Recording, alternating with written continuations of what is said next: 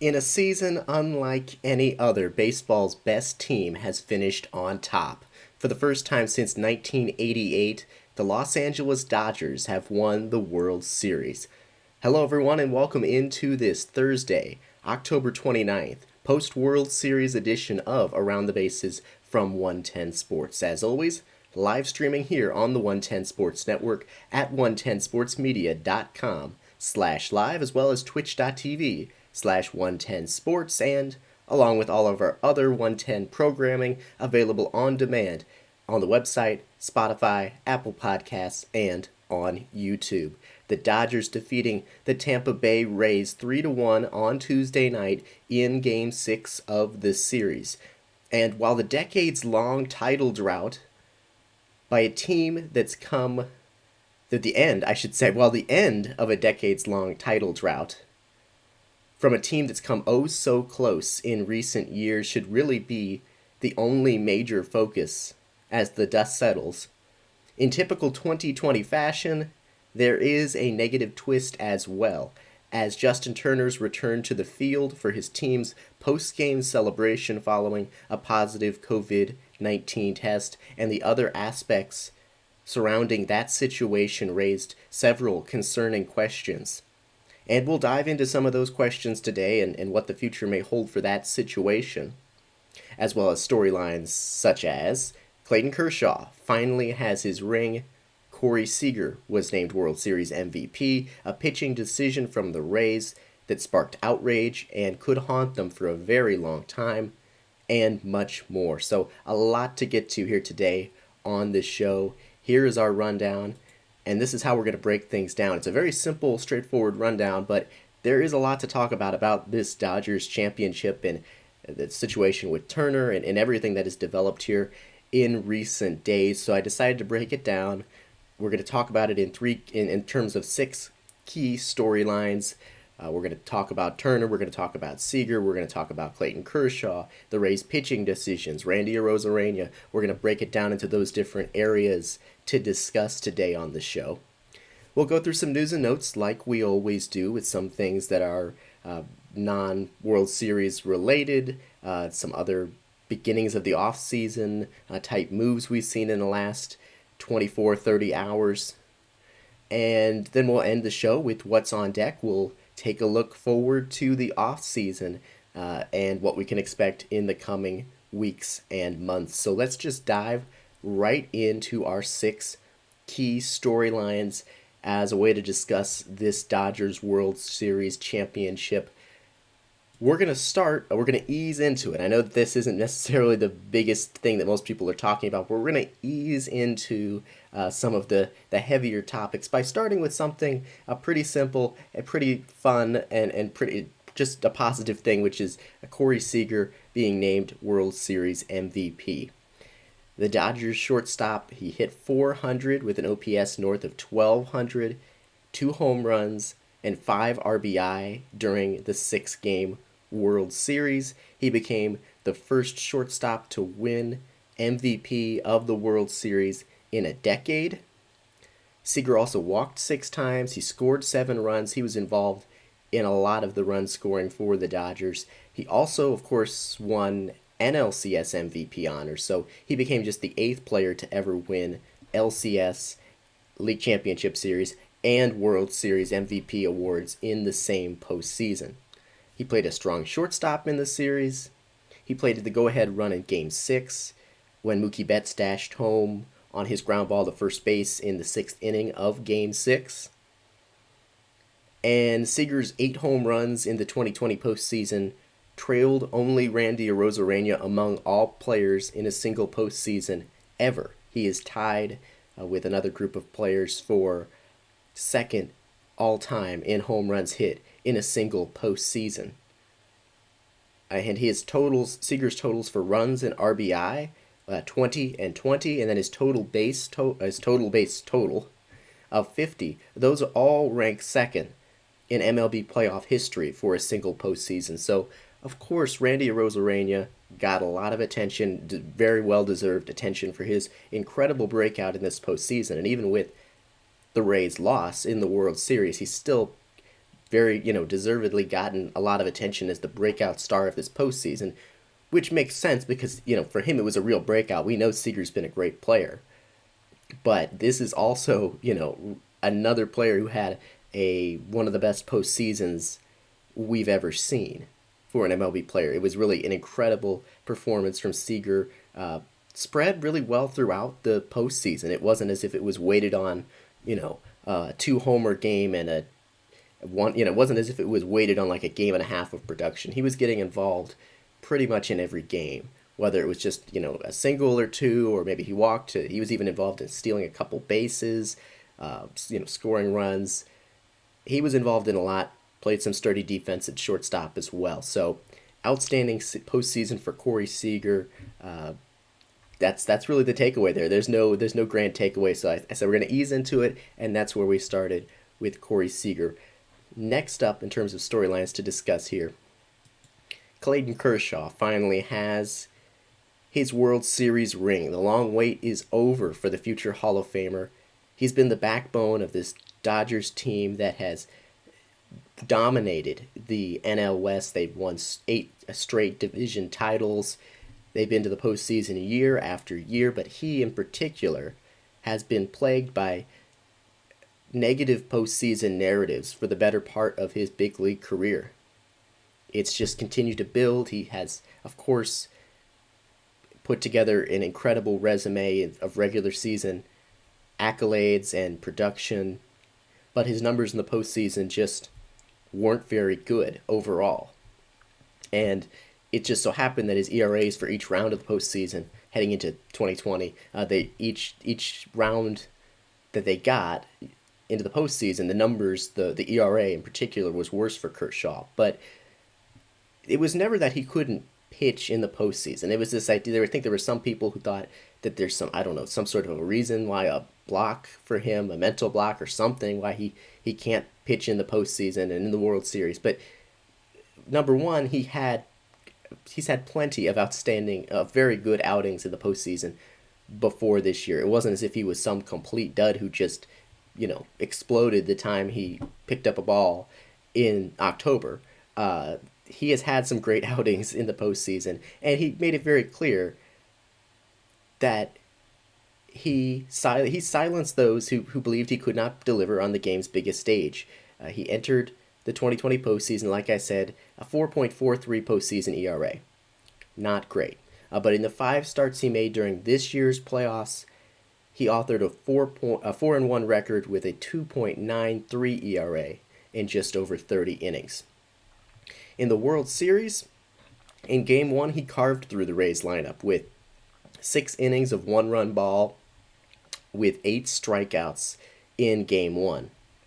And then he came back in Game 5 to beat Tampa Bay for the second time in 6 days with 5 2/3 solid innings. He escaped a major jam in that inning where the Rays had runners at the corners and no outs. Tried the steal of home, didn't work, and he got out of it, but he tried to steal of home, he threw home, got him out, got out of the inning without allowing any Rays runs to score. He clearly didn't have his best stuff in Game 5, but he battled through it to deliver a really solid outing. And like I said, the left-hander already has just about every accomplishment you could hope for on your resume entering 2020.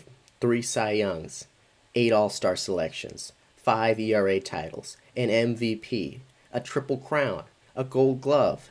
All that was missing was a World Series ring, and he has certainly waited his time to get there. Kershaw played in 19 postseason rounds before the 2020 World Series. In fact, that's the most postseason rounds an MLB player has ever participated in before winning their first championship. Again, Kershaw has played in 19 postseason rounds before getting his ring. That's more than any other player has ever participated in before they got their first title. Certainly a well-deserved honor for Kershaw, for one of the best players one of the best pitchers and players too in the history of the sport. A very well-deserved honor for Kershaw. All right, so now we're going to get into one of the big topics that has overshadowed, I don't want to say overshadowed, but has taken on a big role in discussion that clearly the Dodgers, Major League Baseball, nobody wants this to have happened to the point of taking over this much attention from the Dodgers winning the World Series, which is the situation with Justin Turner. The events that transpired at the end of Game 6, they were a reminder. As the game ended and the Dodgers celebrated, it was a reminder once more of the circumstances in which this season has been played. The Dodgers were celebrating, but there was no dog pile, there was no champagne allowed, and at the beginning of the celebration, there was no Justin Turner, and there was a good reason for that. The veteran third baseman, who had played 12 years in the majors, just won his first title. Well, he was removed from the game to start the 8th inning after registering Major League Baseball's first positive COVID-19 test in nearly 60 days. Here's the basics of what we know right now about how it all went down. MLB learned in the second inning of the game, apparently, that Turner's test from Monday, and game was Tuesday, so MLB learned in the second inning of Tuesday's Game 6 that Turner's Monday test had come back inconclusive. And then Tuesday's pregame sample was very quickly run, with a positive result coming back in the 5th inning, the league then informing the Dodgers, who removed Turner from the game. Now, a quick side note, it's not clear if Game 7 would have been able to be played yesterday if it had been necessary, or what kind of changes might have had to be made. But of course, that doesn't matter now. At least that specific thing isn't going to matter now. Now, Turner was quarantined in a doctor's office off to the side.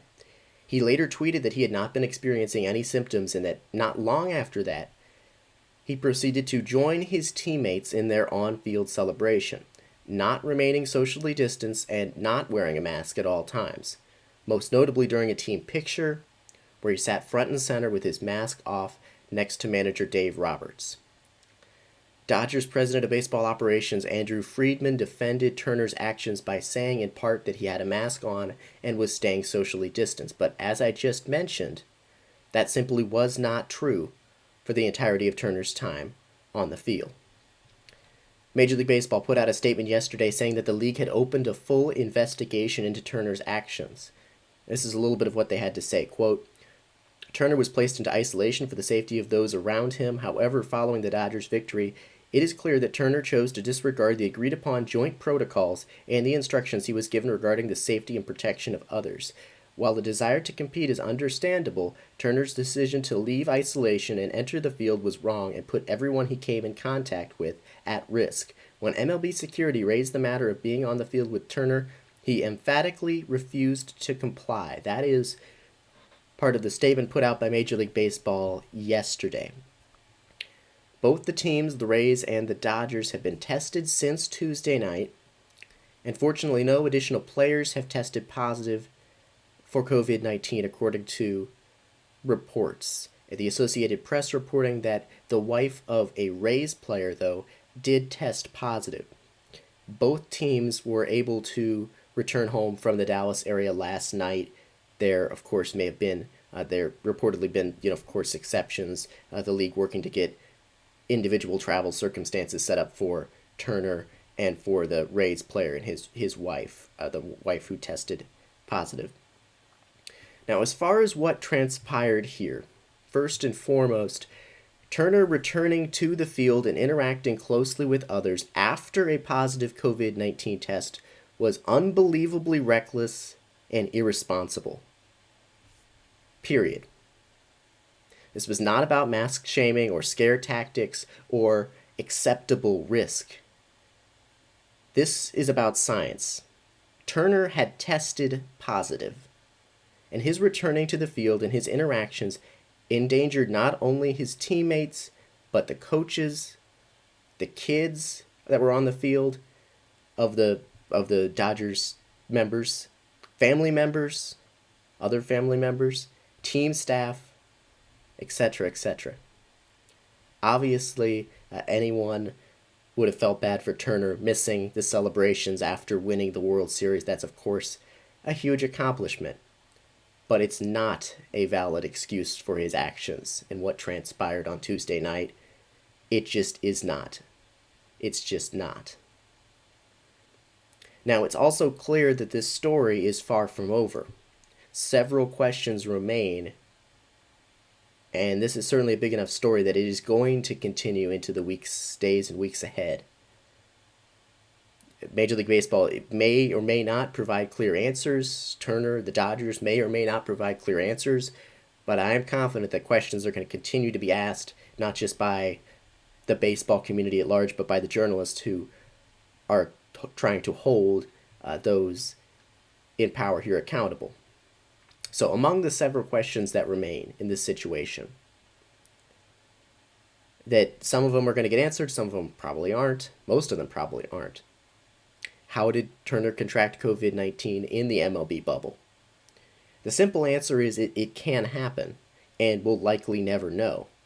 The league's health and safety protocols had kept those involved free of COVID-19, of positive cases, I should say, for over 50 straight days.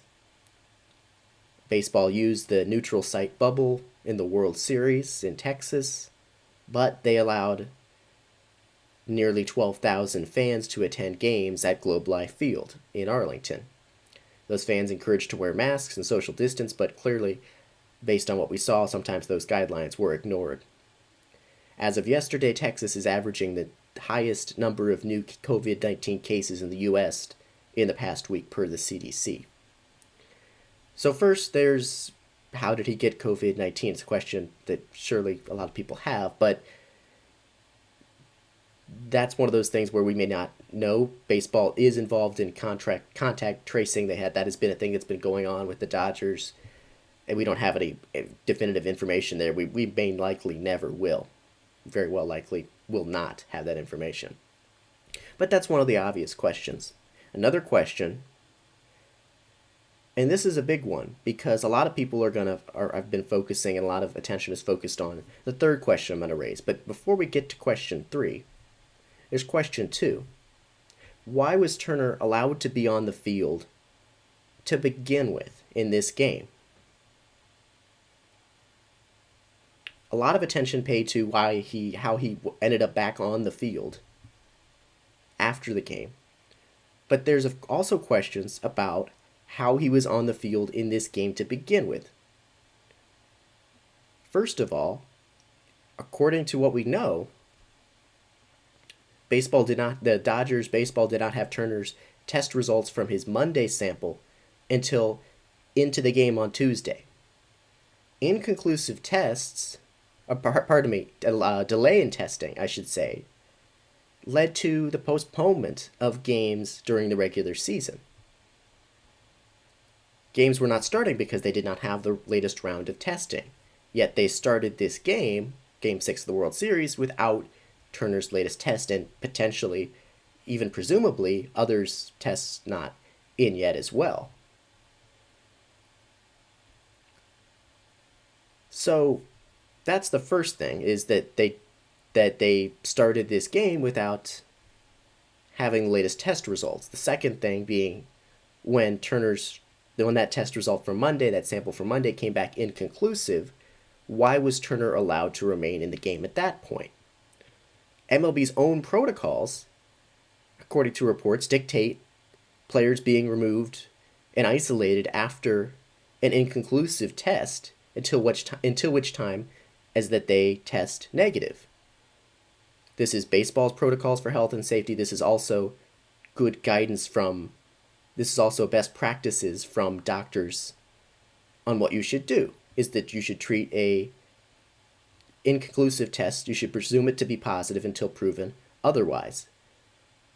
MLB has part of their communication has been in postponing games before, in their actions, an abundance of caution and making sure to be safe, which was good, but that was abandoned here in Game 6 of the World Series. Turner was allowed to remain in the game, and apparently part of what my understanding is that oftentimes tests do come back inconclusive, and so that there just wasn't this concern, and we'll get the retested and it'll be fine. But that's not what MLB's own protocols apparently dictate. So why was there an apparent violation of MLB's own protocols in allowing Turner to remain on the field from the point at which his test came back inconclusive to the point at which they received his more recent samples result? And then question 3 is, of course, the one that's gotten the most attention. Why was he allowed back on the field? Why did he end up back on the field? Now, according to Major League Baseball and reporting, Turner just was in isolation and decided he wanted to go back out on the field.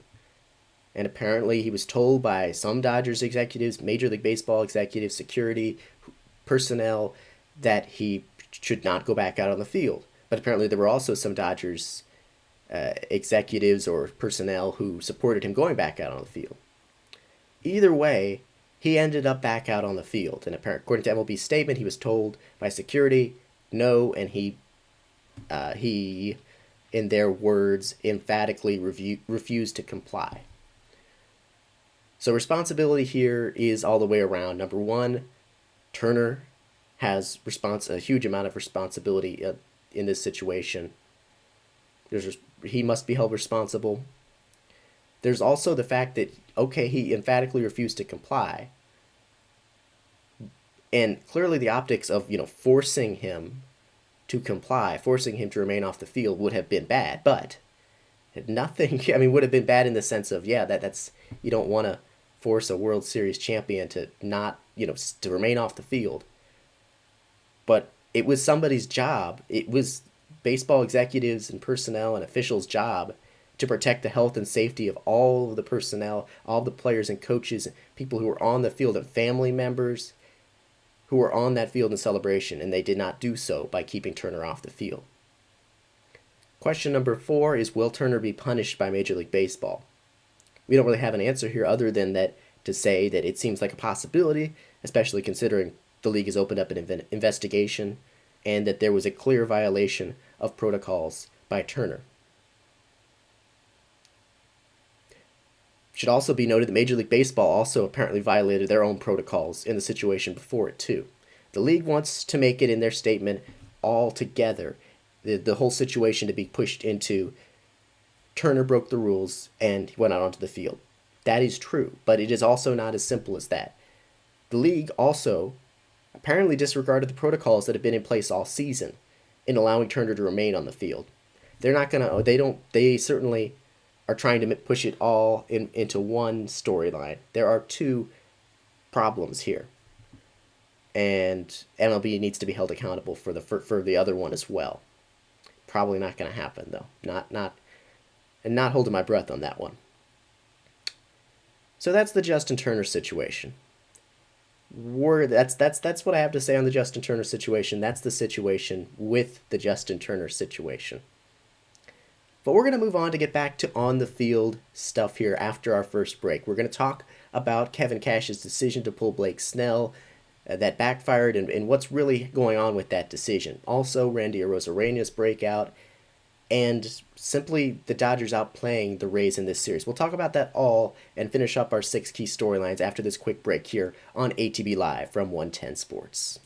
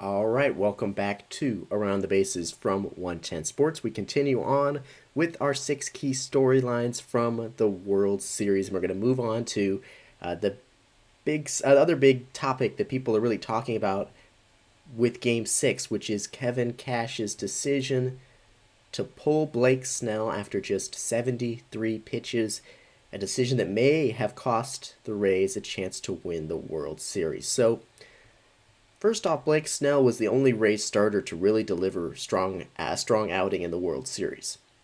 The 27-year-old left-hander, he took a no-hitter into the 5th inning in Game 2, but he looked even sharper in Game 6, a game, of course, the Rays had to win. He allowed just 1 hit through 5 innings and struck out 9. He was incredibly dominant. He recorded a pop-out to start the 6th before giving up a single to Dodgers catcher Austin Barnes. And then Kevin Cash, Rays manager, had a decision to make. Snell, who hadn't pitched 6 innings in a game since July of 2019, rarely gets to face many, if any, opposing batters a third time in an individual game. And that's a major aspect of the Rays' pitching philosophy. It's not just with Snell. The top of the lineup was coming up for the Dodgers. But the top of LA's lineup, Mookie Betts, Corey Seager, and Justin Turner, were a collective 0 for 6 with 6 strikeouts against Snell. And Snell was at 73 pitches, just 73 pitches, and absolutely dealing. Still, the Rays manager, Kevin Cash, he went to his bullpen. He brought on Nick Anderson, who was one of the best relievers in baseball during the regular season, but had given up a run in 6 straight postseason games. Postseason appearances, I should say. Make it 7. Anderson gave up a double to Betts. Barnes scored on a wild pitch, and Seager's grounder scored Betts from third. Mookie added an insurance run with a solo homer in the 8th inning, but those 2 runs actually proved to be enough. Dodgers win 3-1. World Series over for the Rays. That one pitching change was the on-the-field story of Game 6, and a discussion that has been continuing and brewing about the role of analytics in baseball suddenly reignited on another level on the national stage. And it's a discussion that will, of course, continue into the offseason and for years to come.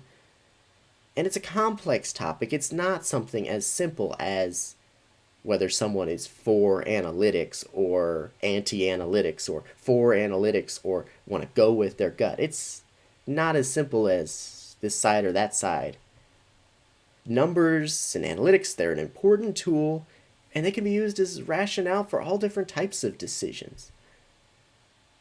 They're also not the end-all be-all. They're not the be-all and end-all. Numbers are not everything. But of course, there's all different ways you can look at the numbers, right? The Rays have decided to base a lot of their philosophy for starting pitching on the numbers that show that their pitchers aren't going to do as well the third time through the opponent's batting order as the first 2 times, and that their relievers have a better shot overall. And thus they don't allow their starters to go very deep in games often. But there's also other numbers you can look at, from Mookie Betts' numbers against lefties to the 0 for 6 to the numbers of the pitcher that the Rays brought on in Nick Anderson. So there's a lot of different factors at play here. One thing that was incredibly clear, though, is the outrage over Cash's decision. The baseball world exploded. The pitcher himself, Snell, he turned away and shouted an expletive as his manager headed to the mound, saying post-game, "The hardest thing for me is I was rolling, I was in a groove, I felt like I had them guessing. It's just tough for me. It's going to be tough for me to accept that." That's Blake Snell post-game. Mookie Betts said he didn't understand the move, telling reporters, "I'm not sure why. I'm not going to ask any questions. He was pitching a great game. It seems like that's all we needed," that being the pitching change. And even Snell's teammates, Cash's own players, weren't afraid to express their displeasure with the situation after the game. Kevin Kiermaier, the center fielder, saying, "I don't care what the numbers say. There weren't many guys that were making contact," against Snell. So very, very clear outrage about this decision. First of all, I think one thing that's actually, and I just mentioned it a minute ago, but I think one thing that's not being weighed as heavily in this discussion as it should be is who they brought on to replace Snell. They brought on the struggling Nick Anderson, who was showing the worst fastball velocity and movement of his entire career in his most recent appearances. So, yes, there's the fact of who was coming up and their success in that game against Snell, or lack of success. 0 for 6 were the top three in the Dodgers order. There's Betts' numbers against lefties. But there's also just the flaw in the Rays' plan. If the Rays' plan was to have Nick Anderson be the first guy out of their bullpen, which appears to have been the case, that was their plan all along. We don't know that. We don't know what circumstances they might have brought somebody else in, but that's a major flaw in their plan. This is a guy, again, who was showing the worst velocity and worst movement of his pitches in his entire career, had given up runs in 6 straight appearances, was walking batters. He was a mess. He's a great pitcher. I think he'll get on track next year. He was great in the regular season. Sometimes pitchers just go through these rough stretches. But that's a major flaw in the Rays' plan as well, aside from just pulling Snell. And here's the other thing. I said that Cash had a decision to make with Snell. That's how I phrased that a minute ago. But the problem is, he made that decision before the game even started. Snell was never going to see the Dodgers line up a third time, basically no matter the circumstances. And that's the problem. It's great to have a strategy. It's great to have a plan for your pitching. But Kevin Cash just did not adjust to what was actually happening on the field, in the game in front of him, in a game that the Rays absolutely had to win. The long-term strategy, that the overall plan for the Rays, that I'm not criticizing their system. It's a system that got them the AL pennant, and they deserved it. But in this individual game, you're not playing for a system that works in the long haul. You have to win the game that's in front of you. And Cash was not adjusting to the game's circumstances. On the other side, Dave Roberts, who has gotten plenty of criticism for his handling of pitchers, much of it is, deserved. But Dave Roberts did adjust in this game. He pulled Tony Gonsolin, who he said was making a regular type of start. They wanted 5 or 6 innings from him. They pulled Tony Gonsolin. He pulled Tony Gonsolin for a group of relievers that were great the rest of the way. Gonsolin got a short hook, didn't go 2 innings. And the relievers that Roberts brought on, it was great. Now, of course, you can't, it's tricky. You can't just point to, if it had gone differently for the Dodgers and the relievers, it might have been a different story. But particularly with this game, Gonsolin, Roberts said he wanted 5 or 6 innings out of him, but he clearly did not have his best stuff. He only gave up, I think, a run. Oh, of course, yeah, because the Rays only scored 1 run, the Randy Arozarena homer. But it was clear he was not going to make it 5 or 6 innings and without giving up more runs. And so Roberts adjusted to the game's circumstances. Kevin Cash did not. The Rays held firm to his system that Blake Snell was not going to face a batter for a third time in this game, no matter his circumstances. In Cash's eyes, Snell's job was to go out there and go through the Dodgers lineup 2 times, and he did that, and that's it, you're done. That's it. And that's just a flawed approach. And it's not an approach that's all about second guessing. There was myself, everybody, a lot of people were first guessing this when the change happened. This is not just about, second guessing after the fact. It was just a bad approach by Kevin Cash, not adapting, not adjusting. But it doesn't mean that the Rays don't have a good system, a good approach. It doesn't mean that analytics are the problem, broadly. You know who's one of the most analytic, what team relies on analytics more than a lot of most others in the league? The Dodgers. And Andrew Friedman, their president of baseball operations. They're heavy. I mean, that's big, analytics and numbers and all these things. And looking at the data, and decision making, that's a big thing for the Dodgers. So let's not pretend that it was like old school Dodgers versus analytical Rays and the Rays lost out and analytics lost. That was not the case. It was just a lack of adjusting, a lack of flexibility on the part of Kevin Cash in that move. And look, we also don't know that that move would have changed things. Snell could have given up a home run to Mookie Betts, to Justin Turner. Things could have, anything could have happened here. And the Rays very well still losing this series. But it's a decision that still Rays fans could be looking back on for years. It's a decision that could haunt them for years to come. So that's that storyline. Storyline 5, we'll go through these last ones here a little bit faster. They're not as big.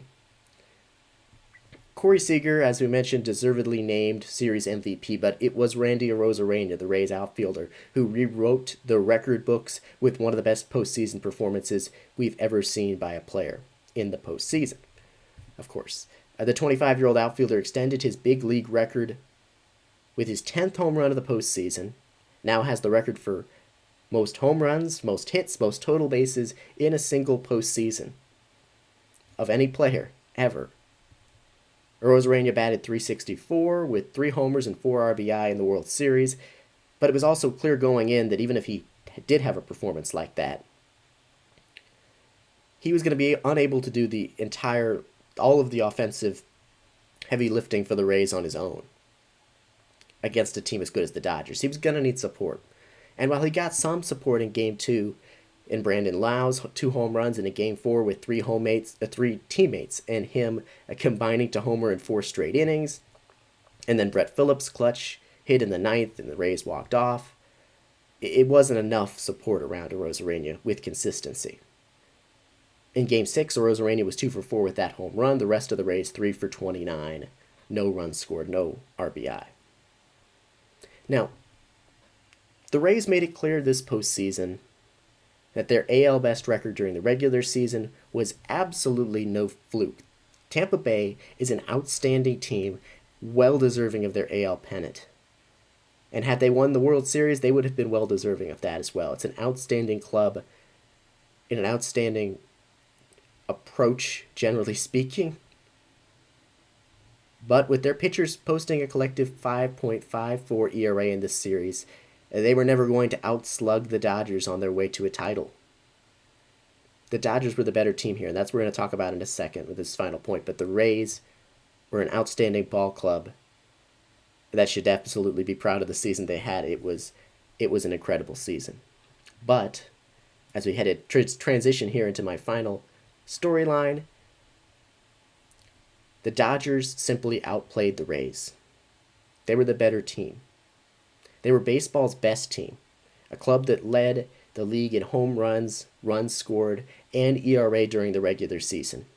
They continue to show the combination of star power and depth that got them there in the World Series.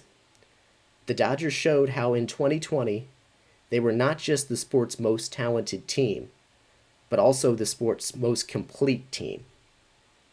9 different Dodgers homered in the World Series, the most for any team in a single postseason series in MLB history. But they also weren't reliant on the long ball to score.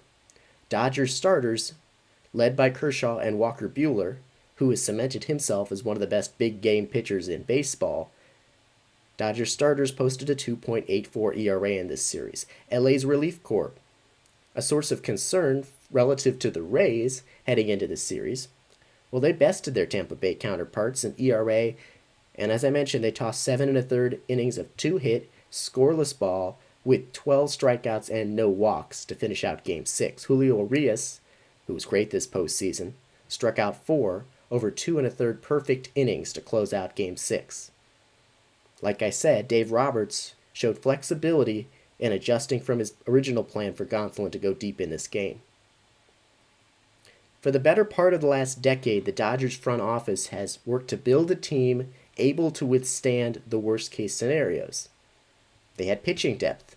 They had positional flexibility, a robust farm system, and immense financial resources to make mid-season moves.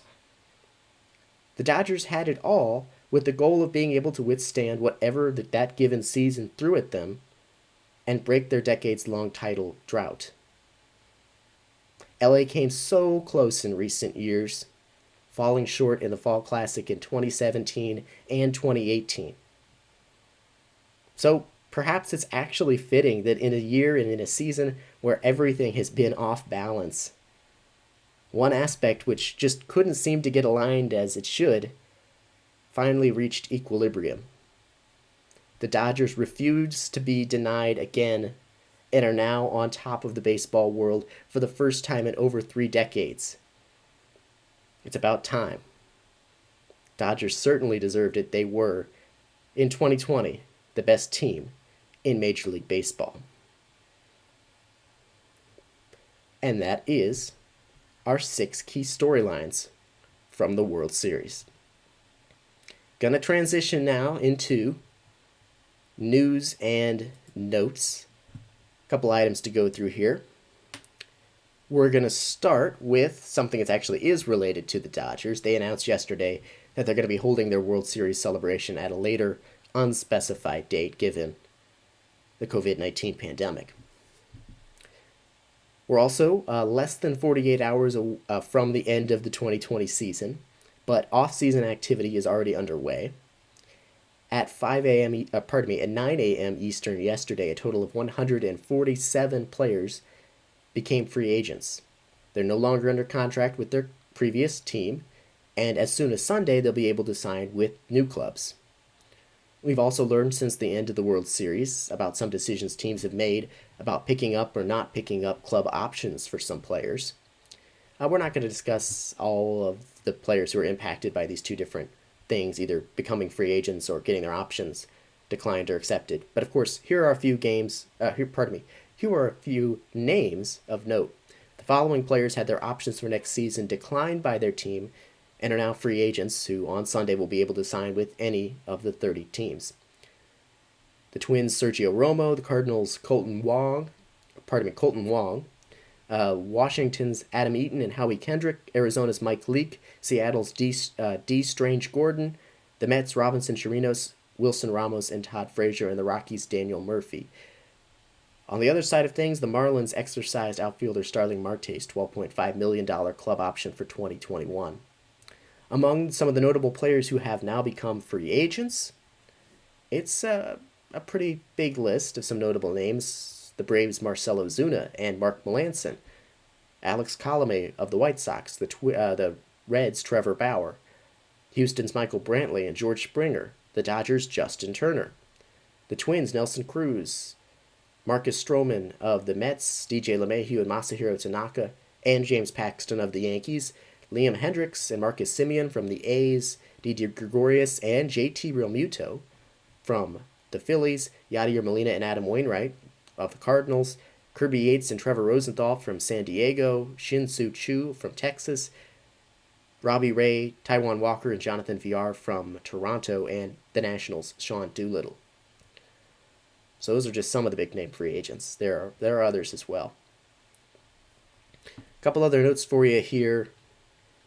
The Cardinals' first baseman Paul Goldschmidt underwent surgery after the season to remove a bone spur from his right elbow. He should have a relatively normal offseason, I should say. Alex Cora, AJ Hinch, and Jeff Luhnow are now all eligible for MLB employment again, with their suspensions ending. All 3 were suspended as part of the Astros sign-stealing scandal. Punishments for Major League Baseball: Cora, Red Sox manager, had been with the Astros during the 2017 season. AJ Hinch, of course, was the Astros manager. Jeff Luhnow in their front office. That's going to be a storyline of the offseason. Surely, it sounds like Cora and Hinch could be interviewing for the White Sox job. So they're going to be involved in the mix of any sort of managerial openings, and it's going to be a storyline to watch this offseason. The Astros placed relief pitcher, I should say, Roberto Osuna on outright waivers, according to The Athletic. He barely pitched this season due to an elbow injury, and he is likely to clear waivers and elect free agency. The Associated Press reports that MLB's owners will vote tomorrow to officially approve the sale of the Mets to billionaire hedge fund manager Steve Cohen. It's a proposed purchase of 95% of the Mets by an entity of Cohen. It's already been approved by MLB's ownership committee. John Heyman of MLB Network reports that the White Sox are expected to make a managerial hire soon. This information just coming in this morning, this report. Heyman writing that eyes are on Tony La Russa, as we've talked about, who is believed to be the first choice of the White Sox owner.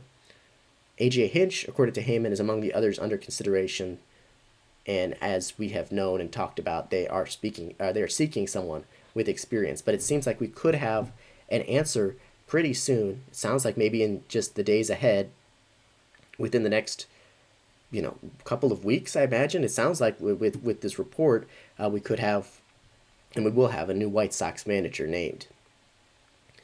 All right, we're going to go ahead and take our final break of today's broadcast. When we come back, what's on deck? We will start by that segment by discussing some of the key dates of the offseason here as we enter the 2020 into 2021 offseason. We'll discuss some of the key dates and what you can expect heading into next season and what figures to be a very intriguing offseason. So we'll get into that next here on What's on Deck here on Around the Bases from 110 Sports.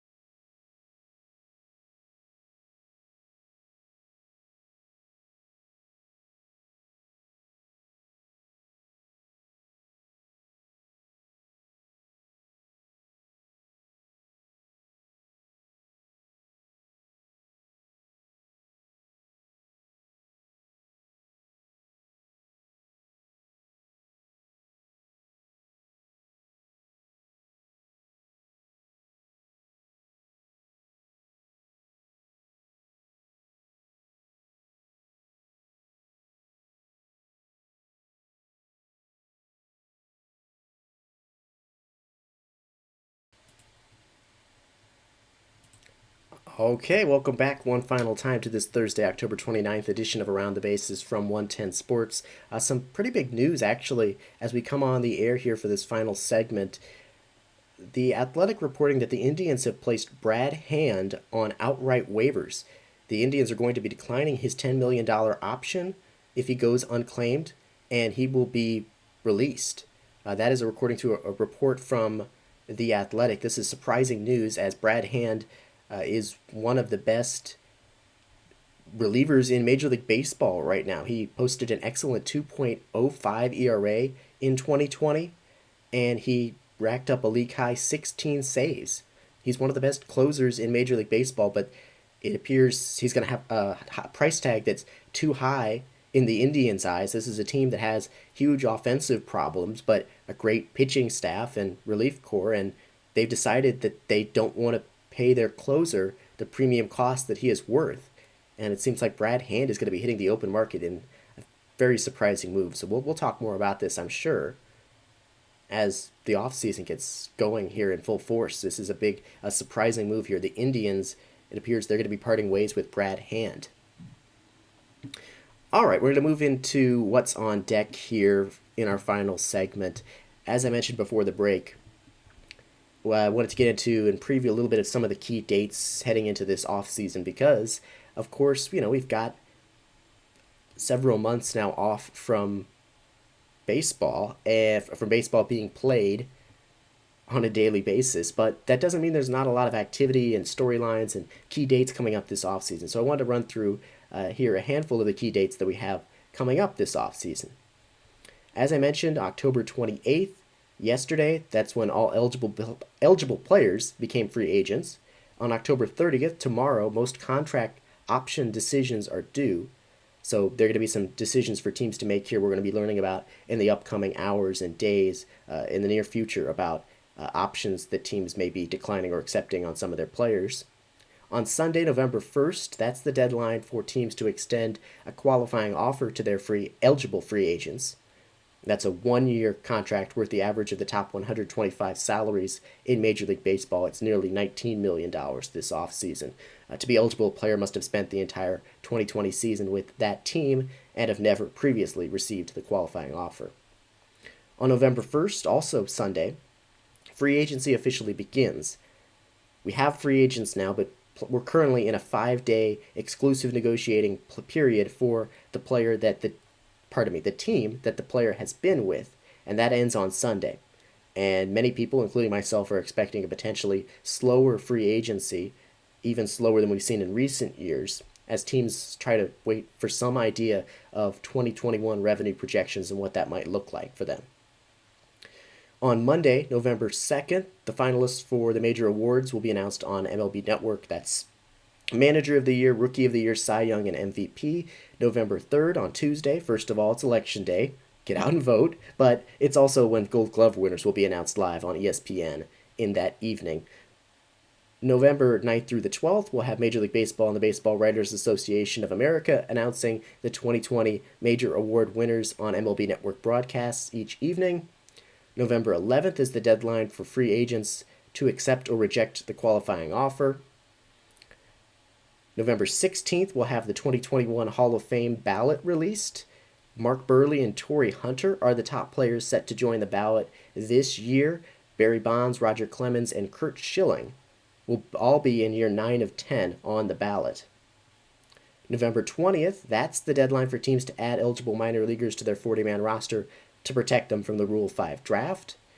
In early December, on December 2nd, that'll be the non-tender deadline, and that's actually, I think, going to be pretty significant this year. That's the deadline for teams to offer their pre-arbitration and arbitration-eligible players a contract for next season. Players who don't receive one are non-tendered and then become free agents. Now, there are teams who are going to have to be deciding what to do with some notable players who their salary could outweigh their performance, at least in the eyes of the team. And this is a situation where there's an expectation that we could have more non-tenders this season than usual because teams are trying to get their payrolls under control and get money off the books because of the economic losses for the team this season during the pandemic with the shortened season and a lack of clarity about what next season is exactly going to look like. And I don't mean lack of clarity from the league's perspective because, yes, there's been a schedule announced for next year, but lack of clarity that schedule and the plan is actually going to play out that way given the situation with the pandemic. So anyway, there's an expectation there's going to be more non-tenders this offseason, and if that happens, that's going to lead to more free agents, which means salaries all around the league could be dragged down and could have a big ripple effect into the offseason and also slowing down the offseason in terms of signings. December 6th through 10th, the winter meetings are scheduled to take place in Texas, and it's usually the busiest week of the offseason. Garrett Cole, Anthony Rendon, Steven Strasburg, they were all signed during the winter meetings last offseason, but it seems unlikely those are going to actually be in-person meetings, so they could be canceled, they could be moved to something virtual. We will see.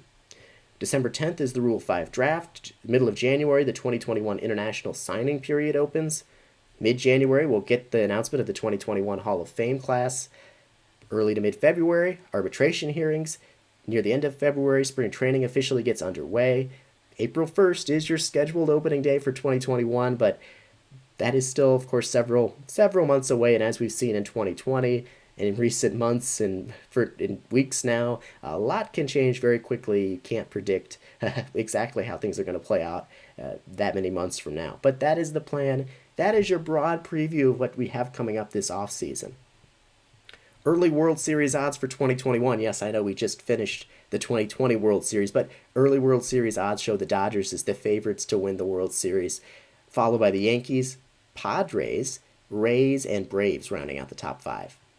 Of course, the plan for the 2021 MLB season is going to be greatly impacted by the situation with COVID-19 in this country and a potential for a vaccine and how it gets distributed.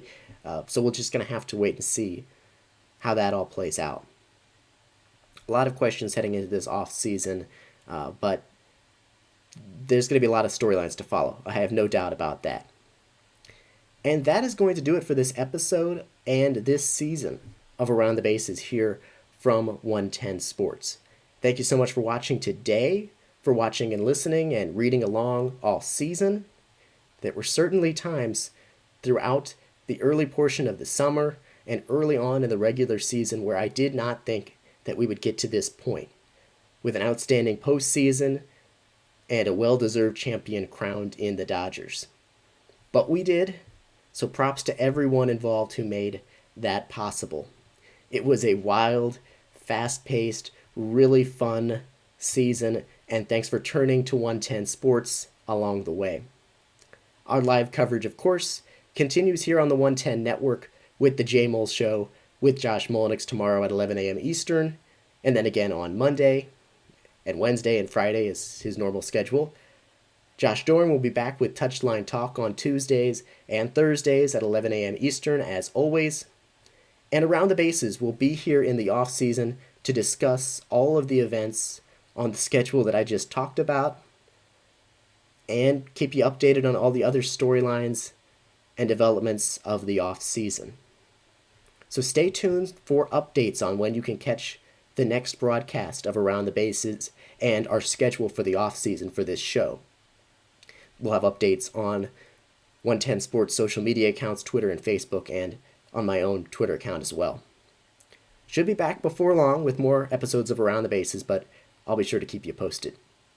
We'll also have our MLB coverage continuing throughout the off-season at 110sportsmedia.com, along with all of our other great written content and our shows and our podcasts. And you can also subscribe to our newsletter on our website as well. So once again, thanks for watching Around the Bases. Stay safe. Make sure you get out and vote if you haven't already.